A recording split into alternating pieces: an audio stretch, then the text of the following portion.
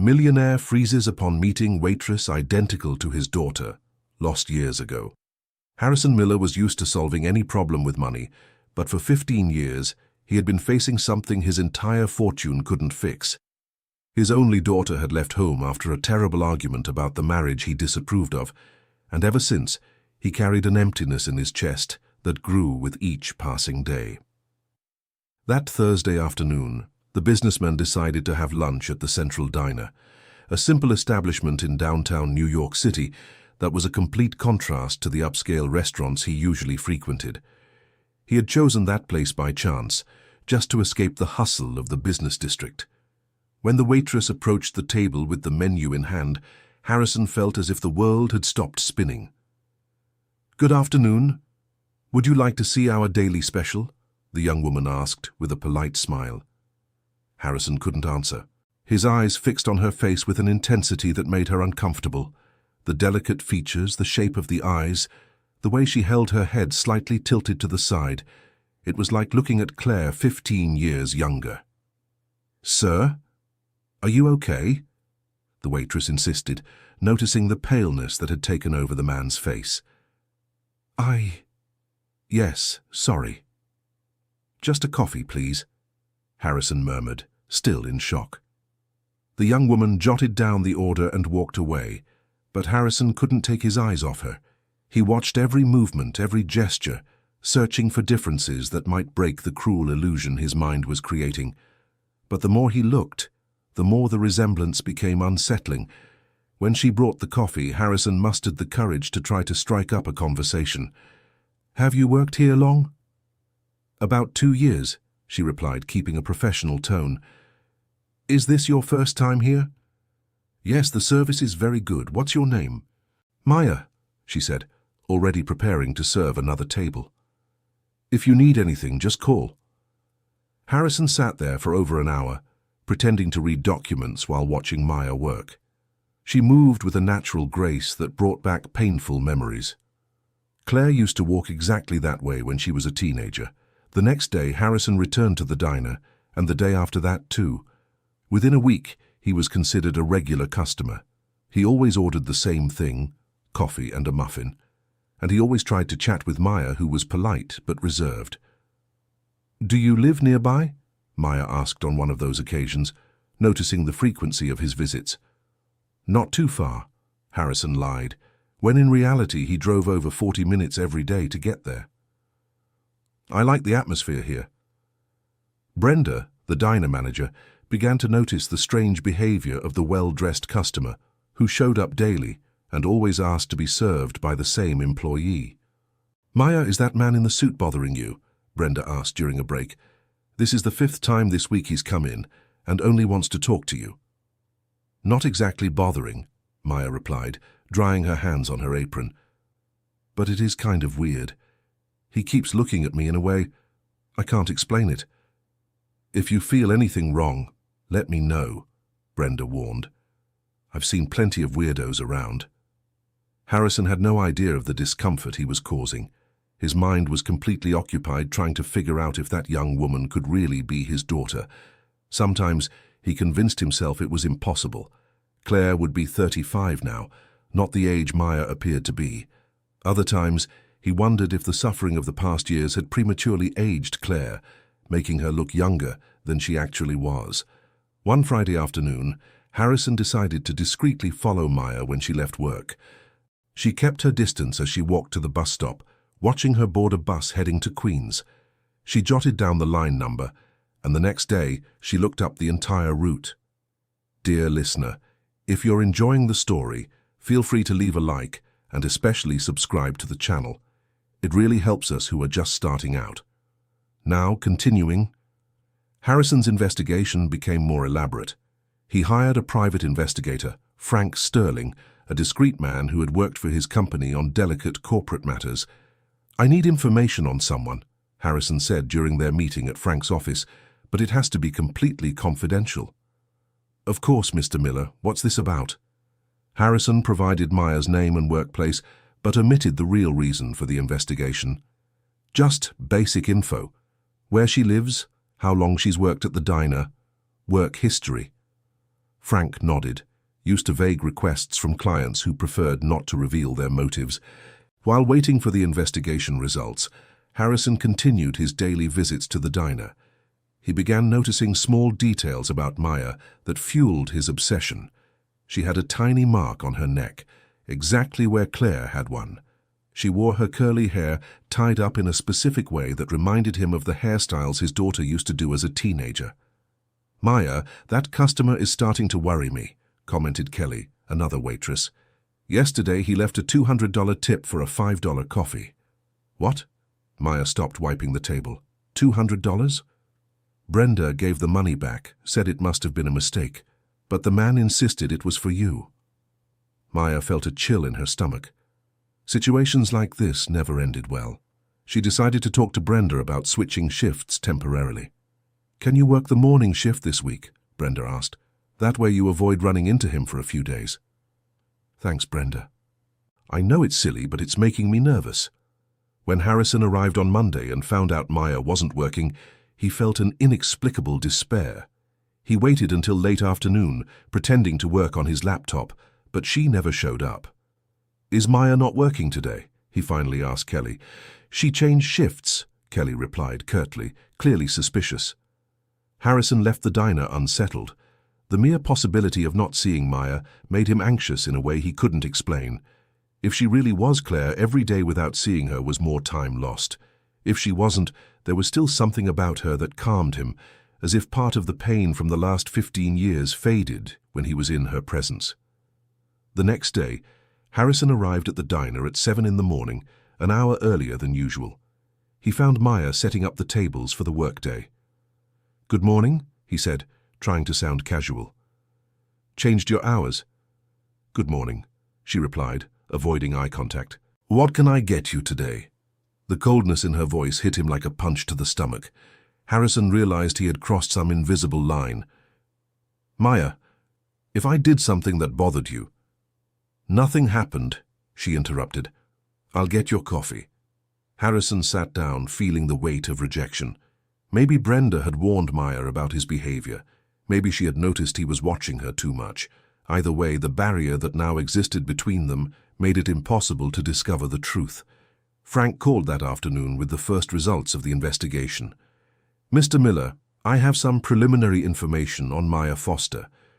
"Go on," Harrison said, his heart racing. "She's 24 years old, born in Albany, has worked at the diner for 2 years and 3 months. He lives in a small apartment in Astoria with an 8-year-old daughter." "A daughter?" Harrison nearly dropped the phone. "That's right. Daisy Foster, 8 years old, studies at a public school in the area." Harrison's world collapsed. If Maya was 24 years old, she couldn't be Claire. But at the same time, the information about the daughter sparked a new obsession. What if Maya was Claire's daughter? What if his granddaughter was growing up in a poor neighborhood, while he had the means to give her a better life? "Did you get any information about the girl's father?" "I'm still looking into it. In the official records, Maya is listed as a single mother. There's no mention of the father." "And Maya's parents?" "That's where it gets interesting," said Frank. "I couldn't find any information about her parents. It's as if the records start when she arrived in New York City about 10 years ago." Harrison hung up the phone, his mind racing. 10 years ago, Maya would have been 14. Why would a teenager come to New York City alone? And why were there no records about her family? He decided to change his strategy. Instead of trying to approach Maya directly, he began to observe her routine without her noticing. He found out she left work at 5 in the afternoon, took the bus, and picked up her daughter from school before going home. On a Thursday, Harrison decided to follow her to the school. He kept his distance as he watched Maya talking to a little girl with curly hair who ran into her arms. When the child turned toward him, Harrison felt as if he'd been shocked. The girl had Claire's eyes, not just the color but the specific shape and sweet expression that his daughter had at the same age. Harrison's hands trembled as he pretended to read a newspaper behind a tree. That night, Harrison couldn't sleep. He called Frank at 6 in the morning. "I need you to find out everything about Maya Foster's family. Everything, no matter the cost." "Mr. Miller, may I ask why all this interest?" Harrison hesitated. Revealing his feelings might make Frank think he was losing his mind. Personal matters. Very personal. Over the following days, Harrison reduced the frequency of his visits to the central diner, afraid that his constant presence might alert Maya to the investigation he was conducting. But the distance was torturous. Every day away from her meant more uncertainty, more doubts about who she really was. Martha, Harrison's wife, began to notice changes in her husband's behavior. He was more distant, more pensive, and had started leaving the house at unusual hours. "Harrison, is something going on?" she asked during dinner. "You've been acting very strange lately." "I'm fine, sweetheart. Just some problems at work." "What kind of problems? Can I help?" Harrison looked at his wife, the woman with whom he had shared the pain of losing Claire 15 years ago. Martha also suffered, also carried the guilt of not being able to stop their daughter from leaving. But how could he explain that he might have found a clue about her whereabouts? "Nothing you need to worry about," he finally said. Martha wasn't convinced, but she knew her husband well enough to know when not to push. Frank called on Friday with news. "Mr. Miller, I got some important information. Maya Foster legally changed her name 10 years ago." "What do you mean?" "Her birth name was Maya Brooks. She changed it to Foster when she arrived in New York City." "And did you find out why?" "I'm still investigating, but I found something interesting. There are records of a Susan Brooks, 42 years old, who works as a housekeeper in Albany. She might be her mother. Can you get more information on this Susan?" "I'm already working on it. Should have something by Monday." Harrison spent the weekend in a state of total anxiety. If Susan Brooks really was Maya's mother, maybe she could clarify the connection to Claire, or maybe she would completely destroy his hopes, proving the resemblance was just a cruel coincidence. Monday arrived with a call from Frank that would change everything. "Mr. Miller, you need to sit down for this. What did you find?" Susan Brooks had a daughter, Maya, in 2000, but she also had a son in 1985. His name is Julian Brooks. Harrison felt the world spin. Julian was the name of the guy Claire had gotten involved with, the reason for the terrible argument that led to her leaving. "Are you absolutely sure about this?" "I have the documents right here. Julian Brooks, born in 1985 in Albany, son of Susan Brooks and Thomas Brooks. Thomas passed away in 2003. And where is this Julian now? He disappeared from official records in 2009. The last information I have is that he worked at a mechanic's shop in Albany." Harrison hung up the phone with trembling hands. The pieces of the puzzle were starting to fit together in a way he hadn't imagined. Maya wasn't Claire. She was Julian's daughter, the man his own daughter had run away with 15 years ago. That meant Maya was his granddaughter, and little Daisy was his great-granddaughter. Dear listener, if you're enjoying the story, feel free to leave a like and especially subscribe to the channel. That helps us a lot as we're just starting out. Now continuing. The revelation left Harrison in a state of deep shock. For 15 years he had blamed himself for Claire's departure, regretted being so strict about her relationship with Julian. Now he discovered he had a granddaughter who grew up not knowing he existed, working as a waitress to support a young daughter. Harrison drove to the diner that afternoon, but couldn't go in. He stood outside, watching Maya through the window, seeing her with completely different eyes. Every gesture of hers now made sense. The resemblance to Claire wasn't a coincidence. It was genetic inheritance. But how to approach her? How to reveal the truth without seeming like a crazy person? How to explain that he had spent weeks watching her because he mistook her for his own daughter? Harrison decided he needed more information before taking any action. He called Frank. "I need you to find Julian Brooks, and I want to know everything about what happened to my daughter." "Your daughter?" Frank couldn't hide his surprise. "Claire Miller. She ran away from home in 2009 with Julian Brooks. I've never heard from her since." "Mr. Miller, why didn't you tell me this from the start?" "Because I was afraid of creating false hope. But now I need the full truth." Frank worked tirelessly over the following days. Harrison continued his visits to the diner, but now with a different purpose. He was no longer looking for Claire. He was trying to get to know his granddaughter. Maya noticed the change in the mysterious customer's behavior. He seemed less intrusive, more respectful, but still showed a peculiar interest in talking to her. "Do you have children?" Maya asked one afternoon when it was quieter. I had a daughter, Harrison replied, choosing his words carefully, but I lost touch with her many years ago. I'm sorry, Maya said, and there was sincerity in her voice. I grew up without a father too. I know how hard it is. Your father? I never knew him. My mother said he left when he found out she was pregnant. Harrison felt a pang of pain. If Julian had abandoned Susan when he found out about the pregnancy, where was Claire all this time? Frank called on Wednesday with devastating news. Mr. Miller, I found records about your daughter. What did you find?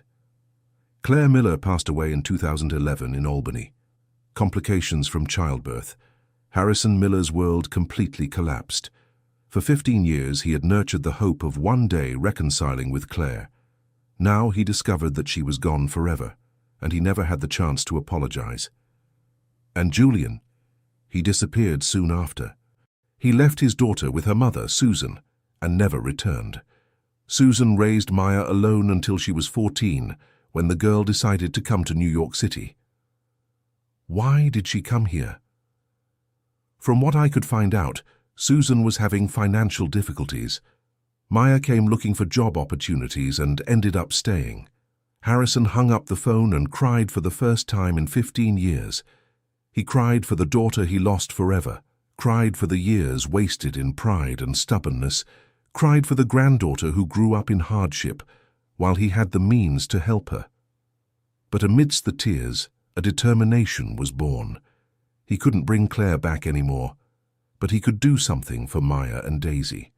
He could try to correct, even if partially, the mistakes of the past. The problem was how to get close without raising suspicions. Harrison needed a careful plan. He decided to start gradually. On the following visits to the diner, he became friendlier and less watchful.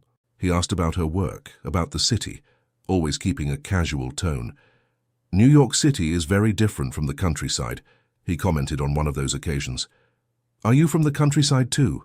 Asked Maya, showing genuine interest for the first time. I was born here, but I know Albany well. I've done business there. That's where I come from, she said, with a nostalgic smile. I sometimes miss it. And what brought you to New York City? Opportunities, she replied, but Harrison noticed there was more behind the simple answer. That night, Harrison told everything to Martha. His wife was shocked by the revelation, but the pain of losing Claire was temporarily overshadowed by the discovery that they had a granddaughter. We need to help her, Harrison, said Martha, wiping away tears. Claire would want us to take care of her daughter. But how? She doesn't know who we are. If we show up saying we're her grandparents, she'll think we're crazy. Martha thought for a few moments. Maybe we should start slowly. Be kind, offer help when she needs it, earn her trust before revealing the truth. Harrison agreed. It was the most sensible approach, though it required a patience he wasn't sure he had. In the following days, Harrison began to implement the strategy. He kept going to the diner, but now focused on showing he was a trustworthy person. He talked about everyday matters, always respectful, never intrusive. Maya began to relax in his presence. He seemed to have lost that unsettling intensity from their first encounters. What do you do for a living? She asked one afternoon. I have a construction company, replied Harrison. And you? Have you always worked in diners? No, I've done a bit of everything. Saleswoman, babysitter, cleaning assistant. This is the most stable job I've ever had.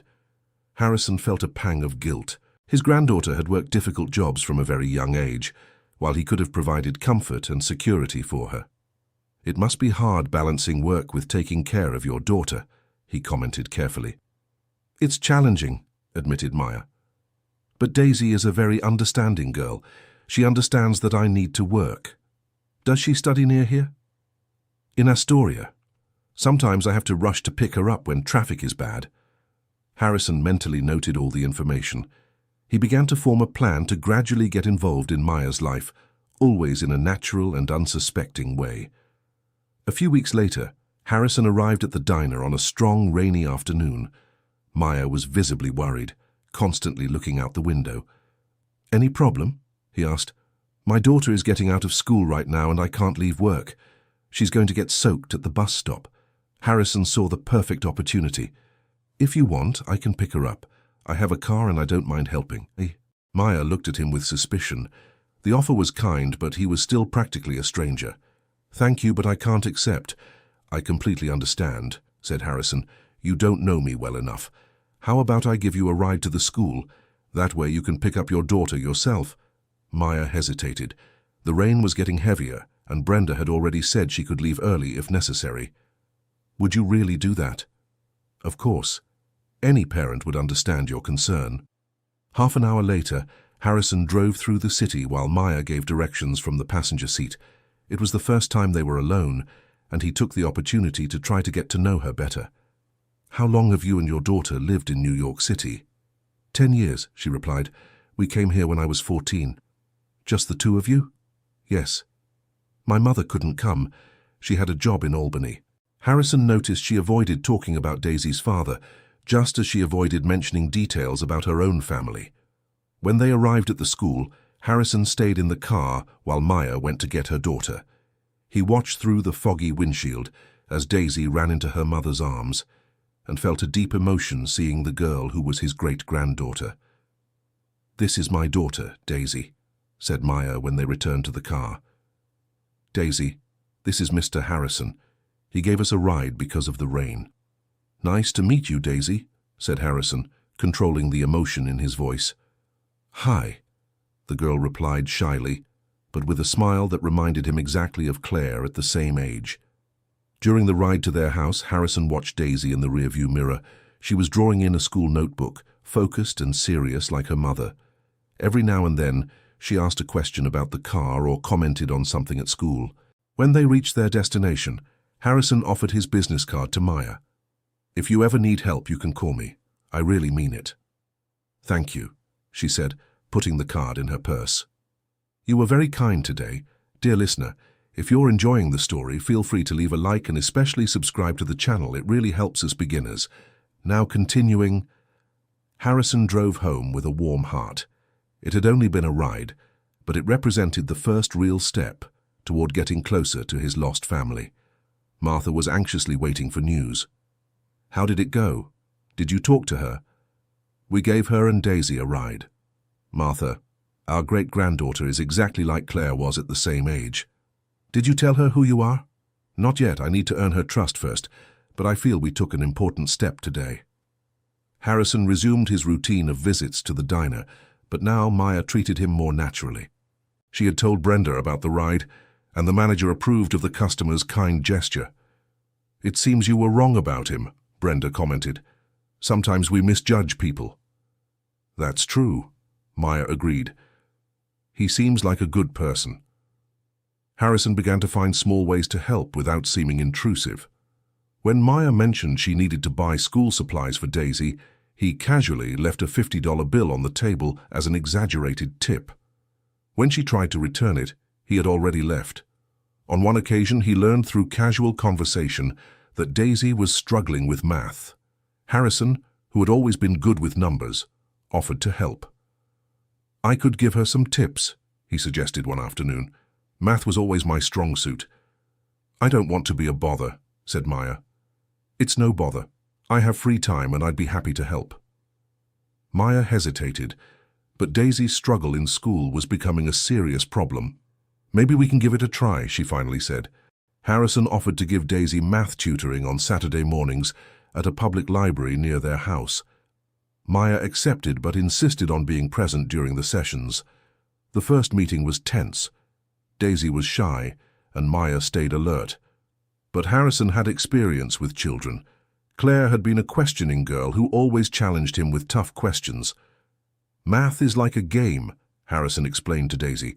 Each problem is a puzzle you have to solve. Little by little, the girl started to open up. She was smart and curious, just like Claire had been. Harrison tried not to show the emotion he felt, seeing traces of his lost daughter in his great-granddaughter. After the third session, Daisy's grades began to improve significantly. I don't know how to thank you, Maya said. You have no idea how important this is to us. It's a pleasure to help, Harrison replied sincerely. Daisy is a very special girl.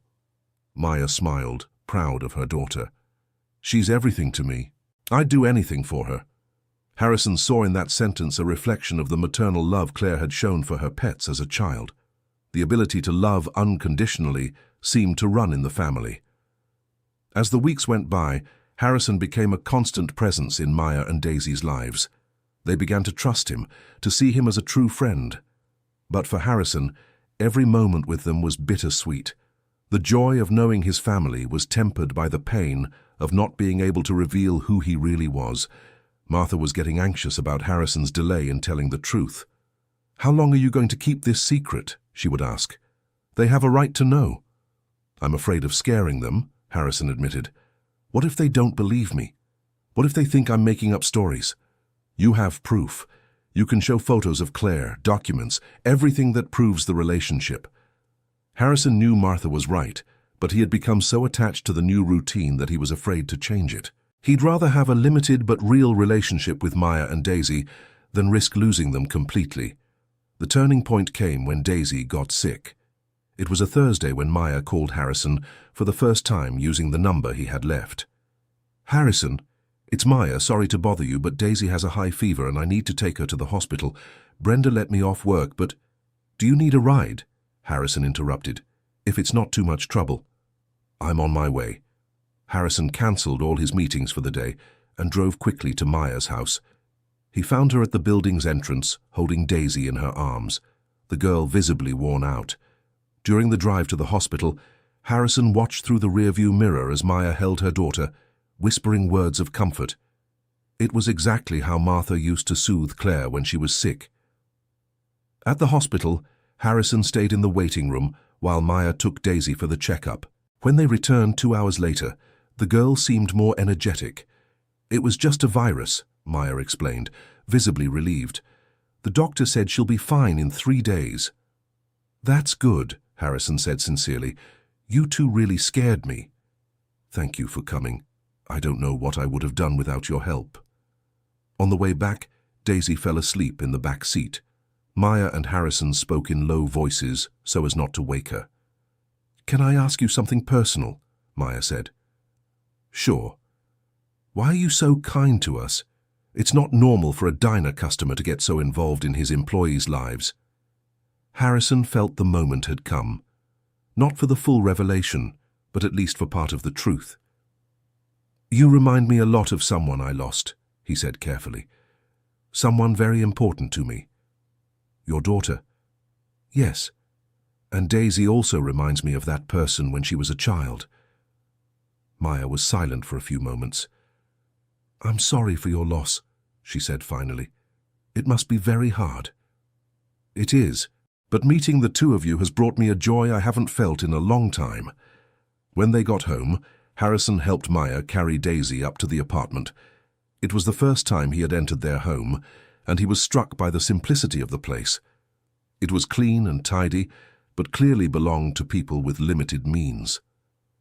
"Thank you for everything," Maya said at the door. "You're a very special person." "If you need anything, don't hesitate to call," Harrison replied. That night, Harrison couldn't stop thinking about the conversation they'd had. Maya had shown curiosity about his motivations, which meant she might be ready to hear the truth. Martha agreed it was time to take the next step. "You need to tell her, Harrison. You can't put it off any longer." "What if she doesn't believe me? What if she thinks I'm lying to get close to her?" "Then you show her the evidence. Photos of Claire, birth certificates, everything you need." Harrison spent the weekend organizing documents and photos that proved the family connection. It would be a difficult conversation, but necessary. On Monday, when he arrived at the central diner, Harrison found Maya more cheerful. Daisy had fully recovered and gone back to school. "How is she?" he asked. "Great. She's back to being her usual smart self, and she even asked when you're giving the next math lesson." "Whenever she wants. I'm always available." Harrison waited for a moment when the diner was quieter to approach Maya. "Would you have some time to talk? It's about something important." Maya noticed the seriousness in his tone. "Sure. What kind of conversation?" "I'd prefer it to be private. Maybe after your shift." "You're making me worried." she said with a nervous smile. It's nothing bad, quite the opposite. But it's something I need to tell you in person. They agreed to meet at the square near the diner at 6 in the evening. Harrison spent the rest of the day mentally rehearsing how he would tell the truth without frightening Maya. When it was time for the meeting, Harrison was more nervous than he had ever been in his life. He carried a folder with documents and photos, prepared to prove every word he would say. Maya arrived on time but was visibly anxious.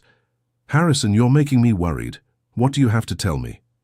Harrison took a deep breath and decided to start from the beginning. "Maya, have you ever wondered why your father disappeared when you were a baby?" She leaned back slightly, suspicious. "How do you know about that?" "Because your father, Julian Brooks, had a relationship with my daughter 15 years ago." Maya was silent, processing the information. "Your daughter? Claire Miller. They met in Albany and fell in love. I didn't approve of the relationship and it caused a terrible fight." "I don't understand," Maya said, standing up from the bench. "What does that have to do with me?" Harrison opened the folder and took out a photo of young Claire. "This is my daughter. Look at her carefully." Maya took the photo with trembling hands. The resemblance was undeniable. It was like looking at herself a few years younger. "That's not possible," she murmured. "Maya, you are my granddaughter. Claire and Julian had a relationship. She ran away from home because of me. And then she passed away when you were born." Maya dropped the photo and moved back further. "You're lying. My mother never told me anything about this." "Because Susan, your grandmother, probably didn't know. Julian disappeared when he found out about Claire's pregnancy. He never told his family about the relationship." "Stop. Simply because," said Maya, tears in her eyes. "I can't hear this right now." Harrison stood up and tried to get closer, but she stepped back. "Maya, please. I know it's hard to believe, but I have proof of everything I'm saying. I don't want to see your proof. I need to go home. Please don't leave like this. I can explain everything." But Maya was already walking quickly toward the bus stop, leaving Harrison alone in the square with the folder of documents in his hands. Harrison went home devastated. Martha tried to console him, but he knew he had made a serious mistake. Maybe he had revealed everything too quickly, without properly preparing Maya for the truth. "She needs time to process," Martha said. "It must have been a huge shock. What if she doesn't come back? What if I lose her forever, like I lost Claire?" "You won't lose her. You planted the seed of truth. Now you need to give it time to grow." During the following week, Harrison didn't have the courage to go back to the central diner. He didn't know how Maya would react to seeing him again. Instead, he anxiously waited for a call or message that never came. On Saturday, when he was supposed to have the math lesson with Daisy, Harrison went to the library hoping they would show up. He waited for 2 hours, but they didn't come. He began to accept that he had lost Maya for good when, on Monday morning, his phone rang. "Harrison, it's Maya." His heart raced. "Maya, how are you?" "Confused, very confused. I spent the whole week thinking about what you told me. And? I want to see that proof. All of it." Harrison felt a wave of relief. "Whenever you want. Wherever you want." "Tonight, at my place, after Daisy goes to sleep. I don't want her to hear this conversation yet." "Of course. What time?" 9 o'clock. Harrison spent the day organizing all the documents chronologically. Photos of Claire from childhood through adolescence, birth certificates, records of when she ran away from home, and the investigation reports that proved the connection to Julian. At exactly 9 o'clock, Harrison was at the door of Maya's apartment. She received him with a serious expression, but not hostile. "Daisy is asleep," she said in a low voice. "We can talk in the kitchen." Harrison spread the documents over the small kitchen table. He started with the oldest photos of Claire. "This was taken when she was 5, he explained, "and this one at 10. Look at the eyes, the shape of the face." Maya examined each photo carefully. The resemblance was striking, but even more striking was the resemblance between Claire as a child and Daisy. "My God," she murmured, picking up a photo of Claire at 8 years old. "It's Daisy." "Exactly," Harrison confirmed. "Daisy looks exactly like her great-grandmother." "Great-grandmother," Maya repeated, as if testing how the word sounded. Harrison then showed the official documents: Claire's birth certificate, school records, and finally the investigation reports about Julian Brooks. "Was your father's name really Julian?" Harrison asked. "That's what my mother always told me, but she never wanted to talk about him. Probably because the situation was traumatic for everyone. Claire ran away from home pregnant, Julian disappeared, and you were left with just Susan." Maya was silent for a long time, absorbing all the information. "Why did you look for me?" she finally asked. "After so long, why now?" "Because I thought you were Claire," Harrison admitted. "The resemblance fooled me. When I found out you were my granddaughter, I couldn't stay away." "And what do you want from me? What are you after?" Harrison took her hands in his. "I want to have a family again. I want to get to know my granddaughter and my great-granddaughter. I want to make up for all the lost years." "Make up for them how?" "By helping you, by giving Daisy the opportunities you never had. Being the grandfather he should have been from the start." Maya pulled her hands away from his. "You think you can just show up and fix everything with money?" "It's not about money," Harrison protested. "It's about family. It's about making up for the mistakes of the past." "Mistakes you made yourself," she said, with a harshness Harrison didn't expect. "If you hadn't been so strict with your daughter, none of this would have happened." The accusation hit Harrison like a punch. Maya was right. The whole family tragedy stemmed from his inflexibility and prejudice. "You're right," he admitted. "It was my fault. But I can't change the past anymore. I can only try to build a better future." "And if I don't want to?" Maya asked. "What if I'd rather you stayed out of our lives?" Harrison felt his heart break. "Then I'll respect your decision. But first, I want you to know that I love you both. Even though I've only known you for a short time, I love you more than I've ever loved anyone." Maya stood up and walked to the kitchen window. "I need time to think," she said without turning around. "This is a lot to process all at once. How much time do you need?" "I don't know. It could be days, weeks. I can't promise anything." Harrison nodded and began gathering the documents. "I'll leave then. But Maya, I want you to know that I'll always be here if you need me." He headed for the door, but Maya called him. "Harrison?" "Yes?" "Thank you for telling me the truth. I know it wasn't easy." Harrison smiled sadly. "Thank you for listening." Over the next 2 weeks, Harrison lived in agony.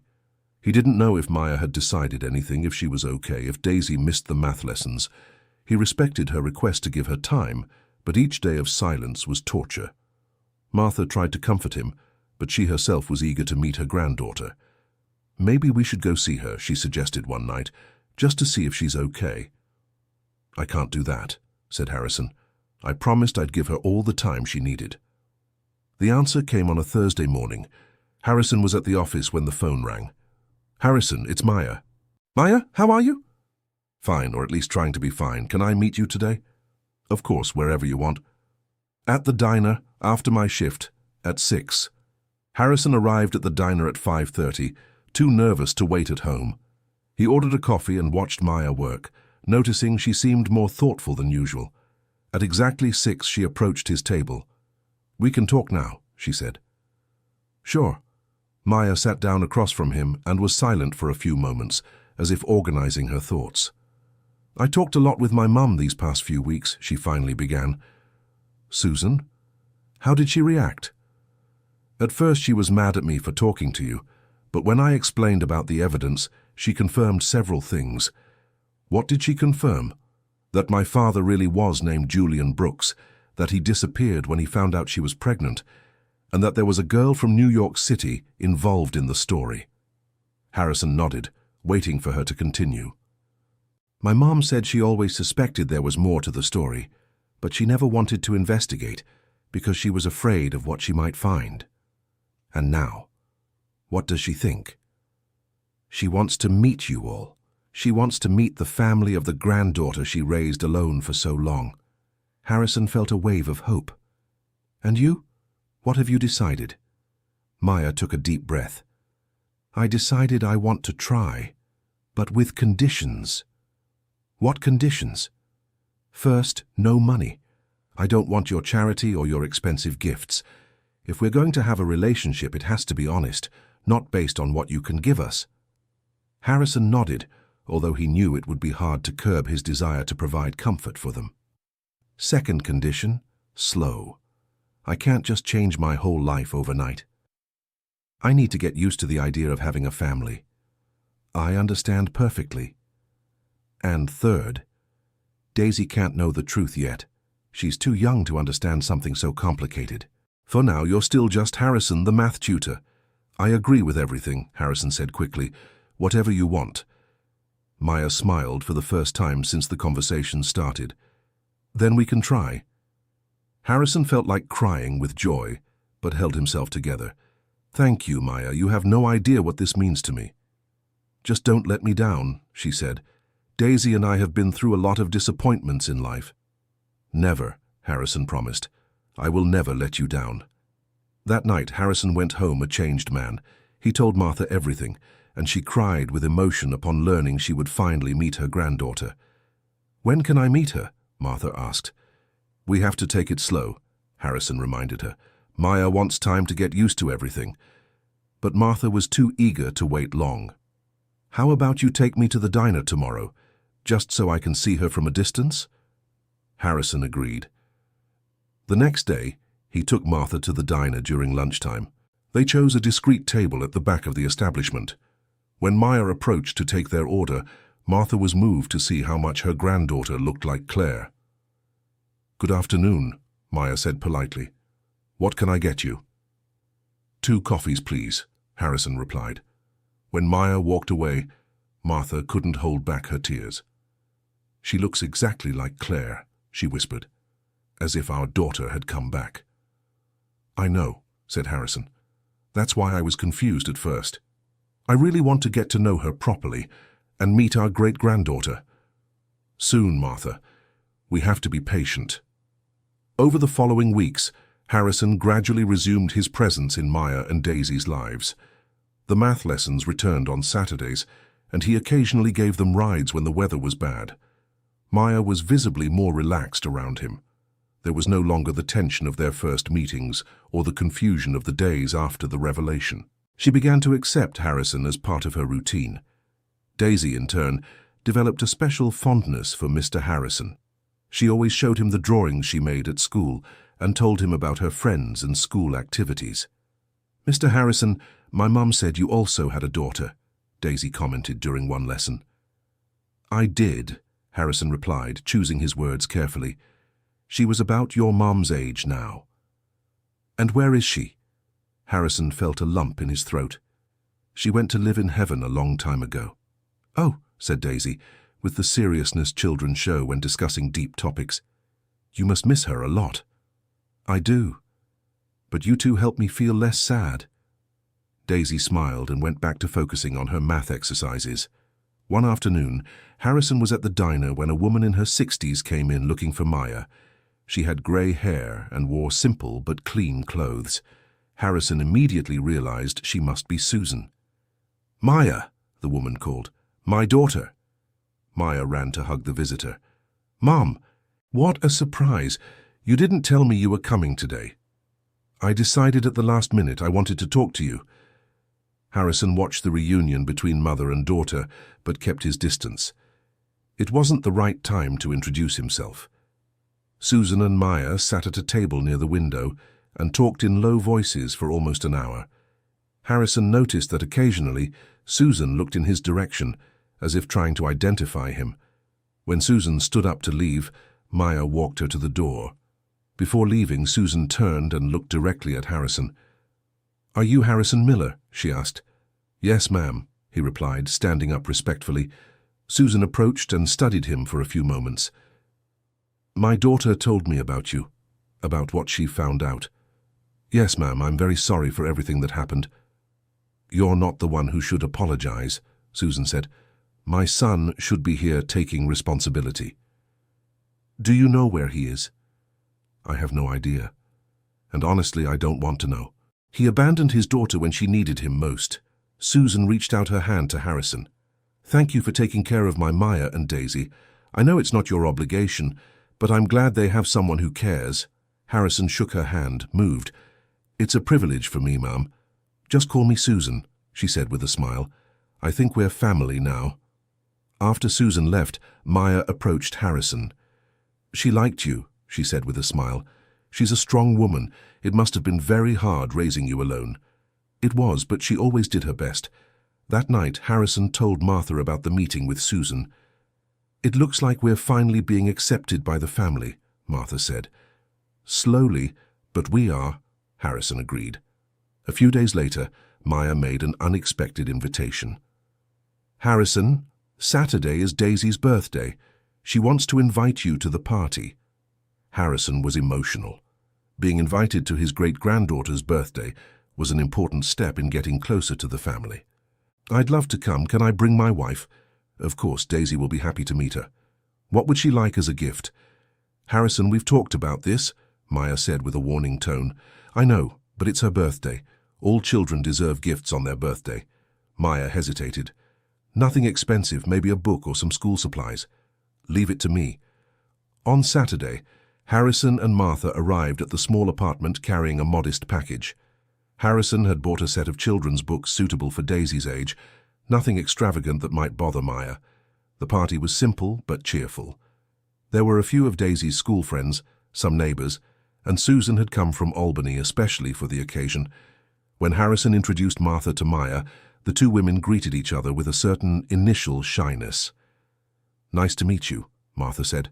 Harrison talks a lot about you and Daisy. The pleasure is mine, Maya replied. Harrison has been very important to us. Daisy ran over to greet Harrison with an enthusiastic hug. Professor Harrison, I'm so glad you came, and you brought your wife. This is Martha, Harrison introduced. Martha, this is Daisy, the smartest student I've ever had. Daisy hid behind Harrison, shy from the praise but smiling. During the party, Harrison watched Martha interacting with Daisy and Maya. His wife was visibly emotional, but she controlled her feelings so as not to seem intrusive. When it was time to open the presents, Daisy was delighted with the books Harrison had chosen. Can I read them all? She asked. Of course, Harrison replied. And when you finish, I can bring more. Promise? I promise. At that moment, Martha approached and crouched down next to Daisy. Do you like reading a lot? She asked. I do. My mum taught me when I was little. I like books a lot too. Maybe we can read together someday. Daisy looked at her mother, who nodded approvingly. I'd like that, the girl said. Later, while the children played and the adults talked, Susan approached Harrison and Martha. Do you have other grandchildren? She asked. No, Martha replied. Claire was our only daughter. So Maya and Daisy are all you have now. They're our family, Harrison confirmed. The family we thought we'd lost forever. Susan nodded, understanding the feeling. Take good care of them, she said. They've already suffered enough in life. We will, Martha promised, as if they were our own daughters. When the party ended and the guests left, Harrison and Martha helped clean up the apartment. It was the first time they worked together as a family, even if it wasn't official yet. Thanks for the party, Maya said once everything was organized. Daisy was really happy. We're the ones who should thank you for being included, Martha replied. It's been a long time since we had something to celebrate. You're always welcome, Maya said, and Harrison could tell she truly meant it. On the way back home, Martha couldn't stop talking about her granddaughter and great-granddaughter. They're adorable, Harrison. Maya is a wonderful mother, and Daisy is a special child. I know. That's why I want so much to be part of their lives. I think we're on the right track. Today I felt like we were truly accepted. Harrison agreed. The birthday party had marked an important shift in the family relationship. They were no longer strangers getting to know each other. They were beginning to become a real family. In the following weeks, the meetings became more frequent and natural. Martha started visiting Maya at the central diner occasionally, always respectful and without intruding. Daisy got used to the presence of Mum's friends and began treating them with genuine affection. Harrison established a routine of picking Daisy up from school on Thursdays when Maya needed to work late.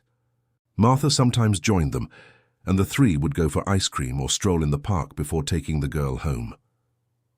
During one of these outings, Daisy asked a question that caught Harrison off guard. "Harrison, why don't you and Martha have children?" Harrison exchanged a look with Martha before answering. "We had a daughter a long time ago, but she's no longer with us." "Like yours, who went to live in the sky?" "She was the same person," Harrison said carefully. Daisy was thoughtful for a few moments. "Then you must be very lonely." "Not so lonely now," Martha said. "We have you." "That's true," Daisy agreed. "You can pretend to be my grandparents. I never had grandparents." Harrison felt his eyes fill with tears. Without Daisy knowing, she had put into words exactly what he wanted most in the world. "Would you like us to be your grandparents?" Martha asked, controlling her emotion. "I'd really like that," Daisy answered sincerely. "You're very kind to me." That night, Harrison talked to Maya about what happened. "She said she wanted you to be her grandparents," Maya told him. "And honestly, I'd like that too." "You would?" "You're already more family to us than anyone we know. Why not make it official?"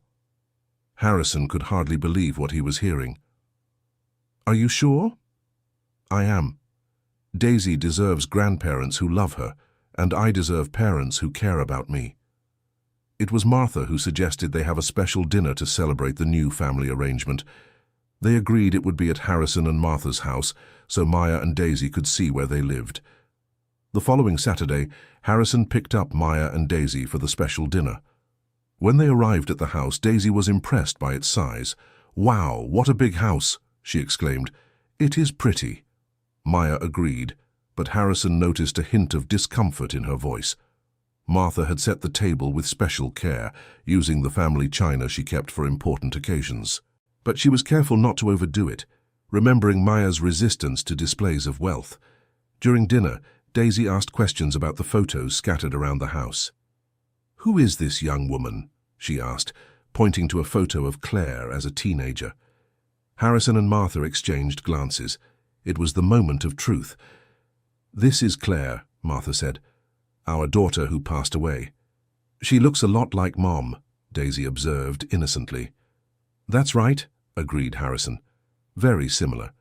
Maya realized that Harrison and Martha were leaving it up to her to decide if it was time to tell Daisy the whole truth. "Daisy," said Maya carefully, "remember when you said you wanted Harrison and Martha to be your grandparents?" "I remember." "Well, it turns out they really are your grandparents." Daisy stopped eating and looked confusedly at the adults. "What do you mean?" "Claire, their daughter, was your grandmother. That makes Harrison and Martha your great-grandparents." "Great-grandparents?" repeated Daisy, testing the word. "That's right," confirmed Harrison. "Your mom is my granddaughter and you are my great-granddaughter." Daisy was silent for a few moments, processing the information. "So you're my real family?" "We are," said Martha. "If you want." "I want," exclaimed Daisy, running to hug first Martha and then Harrison. "Now I have grandparents." Harrison held the little girl in his arms, too emotional to speak. He looked at Maya, who also had tears in her eyes. "Thank you," she whispered. "Thank you," replied Harrison, "for giving us a second chance to be a family." After dinner, while Daisy explored the house with Martha, Harrison and Maya talked on the porch. "How do you feel?" he asked. "Good." "Scared, but good. I'm still getting used to the idea of having a big family." "And I'm getting used to the idea of having a family again." "Harrison, can I ask you a question?" "Sure. If you could go back in time, would you do things differently with Claire?" Harrison thought for a long moment before answering. "I would do everything differently. I would accept Julie and support her relationship. Be there when you were born. But I can't change the past. I can only try to be a better grandfather than I was a father." "I think you'll manage," said Maya with a smile. That night, when Harrison and Martha took Maya and Daisy back home, the family dynamic had completely changed. They were no longer strangers trying to get to know each other. They were a family reunited after years of separation. Daisy fell asleep in the car, exhausted from the day's emotions. Harrison carried her up to the apartment, and for the first time she called him Grandpa Harrison in her sleep. "She's happy," observed Maya. I haven't seen her this happy in a long time." "We're happy too," said Martha. "More than we've been in 15 years. In the following months, the family solidified in a natural and harmonious way. Harrison and Martha became a constant presence in Maya and Daisy's lives, always respecting their independence. Harrison got Maya a better job at a construction company he knew, where she could use her organizational skills in a more stable environment. Martha began taking care of Daisy after school, helping with homework and providing the grandmotherly affection the girl had never known. Daisy flourished with the attention and love of the extended family. Her grades improved significantly, and she developed more self-confidence. Harrison set up an education fund to ensure she could attend good schools and have access to college in the future. Maya, in turn, started to relax for the first time in years. She no longer had to carry the burden of supporting and educating her daughter alone. She had a support network that allowed her to breathe and even dream of possibilities that had once seemed out of reach. On a Sunday afternoon, the whole family gathered in the garden of Harrison and Martha's house. Daisy played with a doll that Martha had given her. Maya read a book in the shade, and Harrison prepared a barbecue. "Grandpa Harrison," called Daisy, "can I ask you a question?" "Of course, my dear." "Why did it take you so long to find us?" Harrison stopped what he was doing and crouched down next to the girl. "Because sometimes life separates us from the people we love. But the important thing is that we found each other now. And will we always be together?" "Always," Harrison promised. "We'll never be apart again." Daisy smiled and went back to playing, satisfied with the answer. Martha approached Harrison. "Are you thinking about Claire?" she asked. "I am. I think she would be happy to know we finally found her daughter and granddaughter." "I'm sure she would. And she'd be proud to see what kind of woman Maya has become." Harrison looked at Maya, who had fallen asleep in the chair with the book in her lap. Even asleep, she had a serene expression that contrasted with the tension she had carried when they first met. "Martha, do you think we made it? Do you think we really formed a family? Look around you, Harrison. Daisy playing in our garden, Maya resting in peace, the two of us taking care of the ones we love. If that's not family, I don't know what is." Harrison smiled and kissed his wife's forehead. She was right. After 15 years of grief and regret, he had found a way to heal the wounds of the past. The family he lost through pride and inflexibility had returned in a way he never could have imagined. He didn't get Claire back, but he gained a granddaughter who had the best of his lost daughter and a great-granddaughter who represented the continuity of the family. On that sunny afternoon, watching Daisy play in the garden where Claire had played decades before, Harrison understood that sometimes life offers second chances disguised as new forms of love. And when Daisy ran into his arms, shouting, "Grandpa Harrison," with the pure joy of a beloved child, he knew he had finally found redemption for the mistakes of the past. End of story. Dear listeners, now you know this touching story of a family reunion. What did you think of Harrison's journey? Do you believe he did the right thing by revealing the truth to Maya? Leave your honest opinions in the comments and tell us where you're watching from.